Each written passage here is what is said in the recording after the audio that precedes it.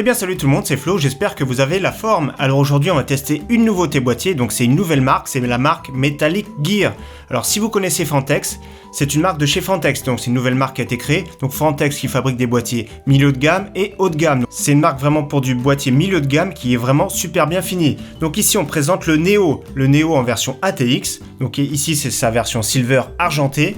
Également disponible en noir. Il y a aussi le même en version micro ATX, donc que ce soit noir et silver, et en version mini ATX, noir et silver. Donc voilà, le même boîtier, la même base, version plus compacte. Il coûte 99€, ici sa version haut de gamme. La version micro ATX va coûter 85€ et la version mini ITX coûte 70€. Donc dans cette vidéo, on va faire le tour de ce boîtier, on va monter une petite configuration et on va se retrouver à la fin pour discuter et savoir si c'est un bon boîtier, l'assemblage est bien fait, surtout la qualité, on va voir la qualité des matériaux et la facilité d'assemblage. Donc c'est parti, on attaque tout de suite par la dimension, donc un boîtier ATX 45 cm par 40 cm tout pile par 21 tout pile. Donc voilà, c'est vraiment des comptes tout ronds ici. Au niveau des matériaux, nous avons de l'aluminium pour 100€, ça fait plaisir. Donc c'est un boîtier, un bon milieu de gamme, on va dire.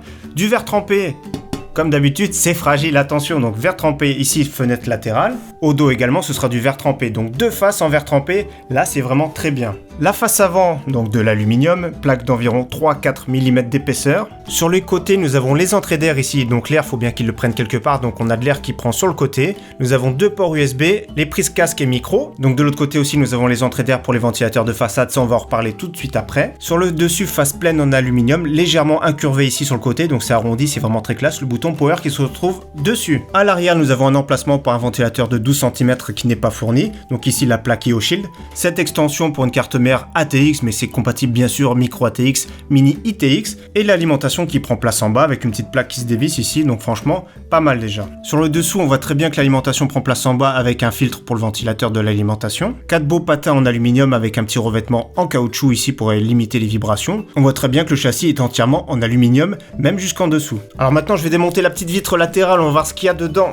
Donc déjà, ce sont des vis à main, très faciles à enlever. Alors ce qu'on constate sur la vitre en verre trempé, c'est qu'il y a un petit motif en dessous. Alors le but de ce motif, c'est de camoufler un petit peu le bas, parce que le bas est ouvert, donc ça cache un petit peu, et vous allez voir qu'à l'arrière, c'est exactement la même chose. Donc en bas, rien de spécial, hein, l'alimentation va s'insérer par l'arrière, donc il y a toutes les vis qui sont fournies. Donc là, l'espacement, il est un peu petit, donc ça s'insère par l'arrière, ici ce sera l'emplacement pour le disque dur. Donc ce qu'on voit sur le côté, c'est qu'il y a de quoi cacher les câbles, donc on pourra faire un câble management de qualité. On voit également qu'il y a une grande ouverture pour avoir un grand emplacement derrière la carte mère, donc ça c'est bien pour travailler, pour changer de ventirade, etc. À l'avant, on se rend compte qu'il y a deux ventilateurs de 12 cm qui sont fournis avec. Donc là, c'est très bien pour refroidir notre configuration. Donc on pourra en ajouter un en extraction à l'arrière, mais vous allez voir que sur notre configuration, on va mettre un radiateur de water cooling. Alors je vais démonter le deuxième panneau arrière qui est aussi également verre trempé. C'est vraiment très très rare. D'habitude, c'est plus de la tôle classique qu'on a à l'arrière. Donc attention également, c'est très fragile. Toujours pareil, on retrouve ce petit motif pour camoufler l'arrière. Donc c'est très sympa. À l'arrière, c'est vraiment super propre. C'est vraiment impressionnant la qualité,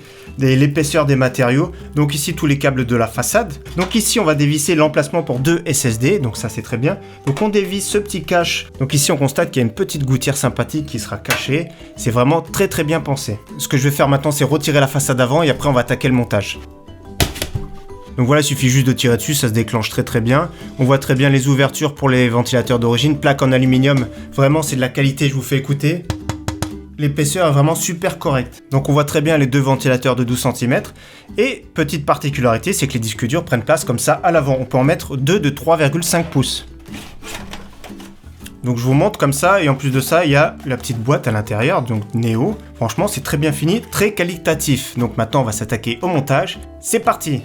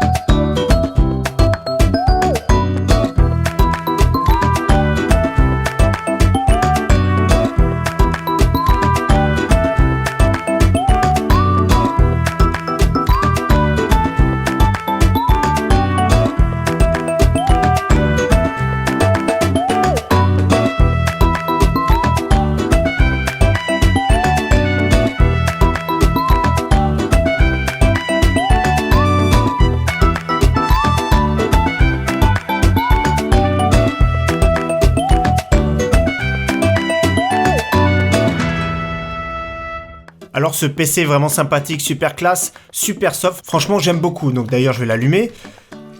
Au niveau de la configuration, je mets tous les liens en description pour ceux qui veulent. Actuellement, ici, c'est un PC à 900€, mais je mettrai la configuration pour un PC à 1000€. Ce qu'on va changer, c'est la carte graphique qui est plus d'actualité. Ici, c'est une GTX 1070, donc je vous conseille plutôt une 1660 Ti.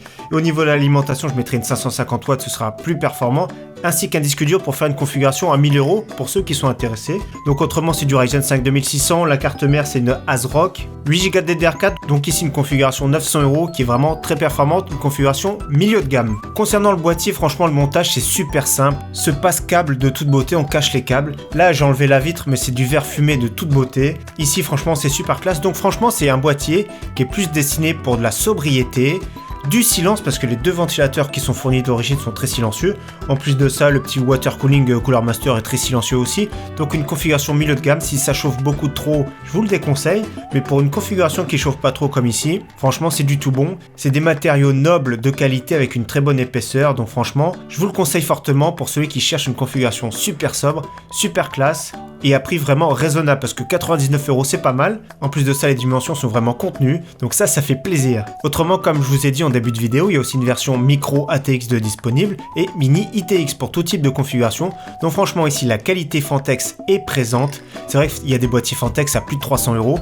Donc ici Metallic Gear qui fait vraiment du très bon travail. Donc bien sûr ici c'est la version Silver, mais il y a aussi une version noire pour ceux qui préfèrent. D'ailleurs j'ai adapté la configuration grise pour aller avec le reste du boîtier, donc la carte mère est grise, les barrettes de mémoire sont grises, donc ici on reste vraiment dans un look super sobre. J'ai pas mis beaucoup d'éclairage, donc ici on a juste l'éclairage du water cooling, ça c'est pas une obligation, autrement pour moi je trouve que c'est une configuration super cohérente. Donc voilà, j'espère que ce test de boîtier vous aura plu. Prochainement on fera de nouveau un petit test de boîtier, vous allez voir, sympathique, encore une nouvelle marque. En tout cas je vous dis à très bientôt, merci à tous, ciao, bye.